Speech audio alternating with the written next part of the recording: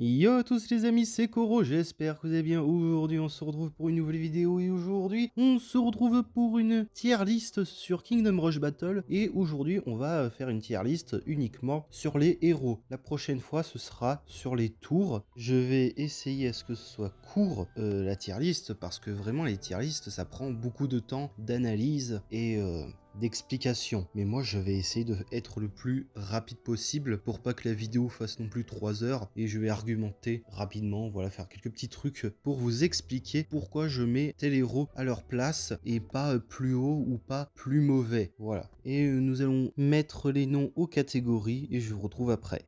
Voilà, j'ai mis les noms dans incroyable, excellent, bon, moyen, passable et nul. Et du coup, nous allons parler de Magnus.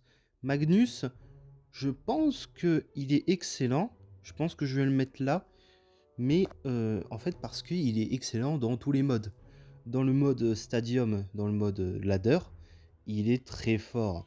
Et dans le mode Assaut, il est meilleur que tous les dragons, etc. etc. Pourquoi? Parce qu'en fait, tout est limité au level 5. Ce qui fait qu'il peut faire d'énormes dégâts. Genre, il a la plus grosse attaque de base, mono-cible. Et par exemple, dans une défense, il peut défendre facilement l'oiseau de foudre ou le dragon vert. Vraiment, il peut défendre beaucoup de choses. Et il peut faire aussi des dégâts de zone qui sont pas mal. Et franchement, si vous n'avez pas débloqué Elora ni les dragons, bah, c'est la meilleure option qui s'offre à vous. Et vous pouvez farm autant de tickets que vous voulez. Moi j'aime bien, il peut se téléporter. Il peut sauver une extrémiste des games, ou genre par exemple des starts mauvais, par exemple imaginons il y a un loup qui est proche de votre base, et bah pouf, Magnus peut se téléporter et le tuer. Vraiment il a toutes ces qualités là, il peut faire aussi apparaître un clone de lui-même qui permet de bloquer un peu, mais c'est pas ce qui va bloquer une armée entière comme avec l'araignée, voilà. Et Aleria, on va commencer à la classer et je pense la mettre en nul. Parce que, à la limite, c'est bien qu'elle réapparaisse toutes les 10 secondes, qu'elle fasse des dégâts, mais c'est pas quelque chose que tu vas jouer en stadium. À la limite, en mode assaut, elle est pas mal. En mode assaut, elle est pas mal. Mais le problème, c'est qu'en stadium, elle est trop nulle. Elle fait que des dégâts. Et le fait de faire que des dégâts, bah c'est pas ouf, parce que vraiment, il y a des héros qui peuvent repousser, faire d'énormes dégâts de zone. Elle a rien pour elle, si ce n'est qu'elle aurait dû avoir autant de dégâts que Magnus. Et vraiment, je pense que le truc qu'elle pourrait avoir, c'est, imaginons, un buff, mais elle tire comme les rangers. En gros, elle peut tirer 3 flèches, et à un moment donné, ça met des ronces sur l'adversaire qui le stun quelques instants. Ça pourrait la rendre meilleure, mais pas non plus trop forte. Moi je dis que ça pourrait être un excellent buff. Et ensuite nous allons passer à Agéon Briacier. Alors lui c'est un peu compliqué parce qu'en même temps c'est un héros qui a l'air fort mais en même temps nul. Du coup c'est un peu un héros dans la moyenne je dirais. Mais il est bon parce qu'il peut repousser les troupes comparé à Aleria. Il peut téléporter, il peut bloquer pas mal de troupes avec ses petits boucliers pour que les autres tours fassent leurs dégâts ou pour appliquer leurs effets. Et le truc c'est qu'il peut bloquer aussi les unités aériennes. On n'en parle pas assez, mais je trouve que c'est quand même un truc qui pourrait être bien. Genre il touche légèrement, je crois, qui stun quelques instants, mais je l'ai pas assez joué ou je m'en souviens pas. Mais il me semble qu'il peut faire des trucs comme ça. C'est pour ça que je le mets dans bon. Et vraiment, il est aussi tanky, il est aussi pas mal, il fait des bons dégâts. Franchement, c'est un bon héros, pas autant que Magnus, mais voilà. Et nous allons passer à Gérald, que je vais mettre dans moyen.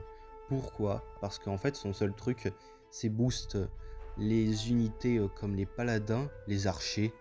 Et c'est un peu tout ce qu'il fait, parce que certes, il fait de bons dégâts contre les mobs, au sol, mais il peut pas toucher de troupes aériennes, il peut pas vraiment combattre les boss. Parce que ouais, Gérald, lorsqu'il combat les boss, il se fait one tap où il se fait ignorer, ce qui est pas vraiment fou. Et vraiment, sa seule utilité, c'est de faire un gros concentré de dégâts. Mais le problème, c'est que l'adversaire, il peut te balancer aussi des malus et s'adapter à ta stratégie. Ce qui est vraiment pas cool. Vraiment, tu pourrais avoir mieux comme héros, mais ce héros, vraiment, si tu veux passer de Arène 1 jusqu'à Stadium, il est parfait. Mais par contre, si tu veux jouer en Stadium, il faudrait que tu l'aies très haut level pour qu'il soit vraiment impactant dans la game. Parce que le truc, c'est que des héros sont bien under level, voilà. Et c'est comme le problème avec Vesper, par exemple. Vesper, il est un moyen, voire bon, mais lui, je vais le mettre bon parce que lui, il peut toucher l'aérien. Et vraiment, Vesper, il peut attaquer, faire de gros dégâts aux troupes. Il peut être une énorme source de DPS, pas mal en mode assaut. À noter, Vesper, il est comme Magnus, il est bon en mode assaut, mais un peu moins en stadium. Vraiment, j'essaie de prendre la globalité des héros, de ce qu'ils peuvent faire. Vesper, malgré qu'il n'a que ses attaques de base et son petit coup au corps à corps qui est pas mal, vraiment je trouve que Vesper est une excellente source de DPS. Alors lui, le barbare, j'hésite encore à le mettre, je réfléchis à sa place, mais vraiment son seul truc, c'est poser plein de troupes. Mais le problème, c'est que lorsque tu es débordé, et c'est pas si incroyable que ça. Parce que une armée de barbares fantômes qui fait pop, c'est pas mal. Mais vraiment, le fait de toucher que le sol, c'est vraiment très mid. Dans le sens où, il suffit que le mec t'envoie un dragon vert, un oiseau de foudre, ou même des dirigeables, et vraiment, tu es cuit. Hein. Vraiment, c'est terrible. Il suffit que ton adversaire ait le dragon de glace, et ça ruine ta stratégie, vraiment. C'est terrible. Je n'ai pas vraiment aimé le fait qu'il tape lentement, à voir si je le mets encore plus bas. Pour l'instant, il est passé de bon à moyen, mais ça peut changer à tout moment, croyez-moi. Alors lui, je m'en souviens plus de son nom, il s'appelle Oxo, il me semble, mais moi je vais l'appeler le Gobelin et je vais le mettre en bon. Pourquoi? Parce qu'il peut one-shot des troupes au sol, comparé à l'autre. L'autre barbare, il peut pas one-shot des trucs au sol. À la limite, Oxo c'est un bon personnage, parce qu'il peut toucher l'aérien, il peut aussi faire des tirs en ricochet, c'est un héros assez complet. Mais le truc, c'est qu'il n'a pas des avantages comme Magnus et Elora. Mais je pense que c'est le meilleur des bons, si vous voulez mon avis. Et vraiment, c'est juste qu'il est très résistant, il fait beaucoup de dégâts, il touche un peu l'aérien. Vraiment, c'est un héros très complet. Et en mode assaut, il est excellent. Peut-être du même niveau que Magnus. Mais vraiment, je peux pas vous dire la certitude parce que j'en ai croisé très peu, mais ceux qui le jouaient, ils étaient très bons avec. Et vraiment, parfois, j'ai perdu contre beaucoup de Oxo. Voilà. Et je vais mettre Gros en moyen. Pourquoi? Parce qu'en fait, le truc, c'est que il a beaucoup plus de dégâts comparé à Aleria. Ça, c'est indéniable. Il peut balancer des rochers qui détruisent les troupes aériennes. Vraiment, il fait beaucoup de dégâts bruts sur les ennemis volants. Mais par contre, son plus grand défaut, c'est sa vitesse de déplacement. J'aime pas le fait qu'il soit lent. Il devrait un peu plus le buff sur sa vitesse de déplacement, parce que ça le limite beaucoup trop à garder une position. Et vraiment, quand tu veux un héros, par exemple les héros que je vais citer plus tard, ils ont une bonne vitesse de déplacement comparé à Growl. Alors, qu'est-ce qu'on pourrait faire pour améliorer Growl? On pourrait augmenter ses dégâts à la limite, mais c'est tout ce qu'on peut faire, ou augmenter légèrement sa vitesse, voilà. Et on va passer à Dierdre. Elle, c'est un bon héros, mais uniquement si tu l'as haut level. Vraiment, elle est assez moyen, parce que là, on est dans une espèce de zone grise entre les héros, parce que vraiment, on les a pas tous max. Et vraiment, c'est celui qui carry le plus under level. Lui, je vais encore le descendre, parce que vraiment, je pense que c'est vraiment pas bon. Et à la limite, je pourrais la mettre avec Aléria, mais je sais pas. Vu qu'il peut faire apparaître plus de troupes comparé à Aléria, moi je me dis que je vais le mettre là. Et Dièdre, il peut augmenter les tours, il peut aussi augmenter les troupes, il me semble. Vraiment, elle est excellente en vrai. C'est comme si tu avais une tour de prêtresse que tu peux déplacer partout. Et je la trouve excellente au niveau des dégâts. Vraiment, elle fait moins de dégâts que les autres, mais c'est logique vu qu'elle booste. Et vraiment, si on augmente, si on la buff sur les buffs de tour et les buffs, etc., vraiment, elle pourrait être excellente Diardre. Et Elora, je vais la mettre à côté de Magnus, voire peut-être je la mettrai devant Magnus au niveau des excellents, parce qu'elle peut ralentir, elle peut faire énormément de dégâts de zone, vraiment. Et aussi, il y a aussi une petite technique, genre tu transformes les ennemis en moutons et avec son slide de glace, tu peux détruire tout le monde. En mode assaut, c'est excellent. Ça a été nerf malheureusement, peut-être cette technique n'est plus trop viable, mais parfois quand vous devez tuer des petits ennemis et vous les transformer en moutons, c'est une option viable au lieu d'attendre que sa compétence arrive. Et à part ça, Elora, c'est vraiment la meilleure personnage que vous pouvez avoir en free-to-play avec Magnus. Alors là, je m'attaque avec un cas compliqué, qui est Escal. Escal, vraiment, personne là. C'est un héros qui est bien pour temporiser les boss, qui est uniquement là pour temporiser les choses, etc. etc. Vraiment, c'est un excellent dragon, mais le truc, c'est qu'il peut pas one-shot de choses. Du coup, ça limite assez Escal à des decks de temporisation où vous devez compenser ça avec des boules de feu et des éclairs. Lui, il n'a pas réellement de défaut, sa compétence est bien, qui peut contrer même certains héros, comme le barbare par exemple. Voilà, c'est. Et sinon, Escal, son problème, en vrai, il a un seul défaut, c'est qu'il est fragile comme tous les dragons. Bah voilà, c'est un défaut qui est un peu avec tous les dragons. Escal, c'est un héros à voir quand tout le monde va le débloquer.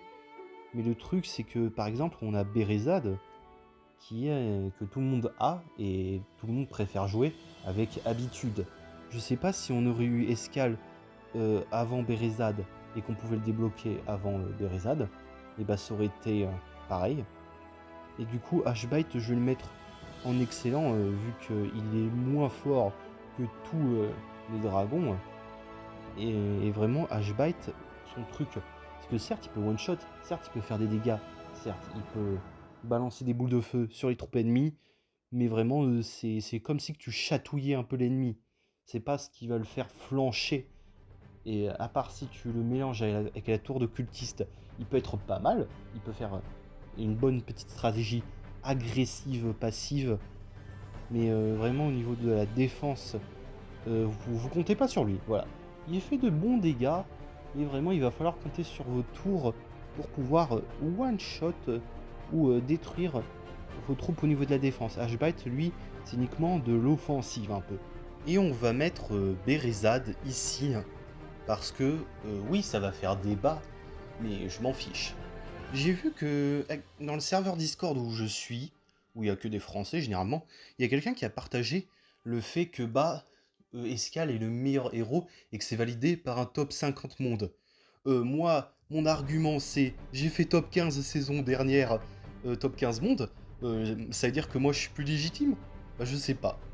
Bah en vrai, Bérésade je trouve meilleur que Escal. Après, est-ce que c'est une habitude de jeu? Je ne sais pas. Mais je trouve que le fait de repousser littéralement, lorsqu'il a une capacité pour crier, il balance aussi un gros golem de pierre contre un boss. Il me semble que c'est le chaman qui balance des éclairs.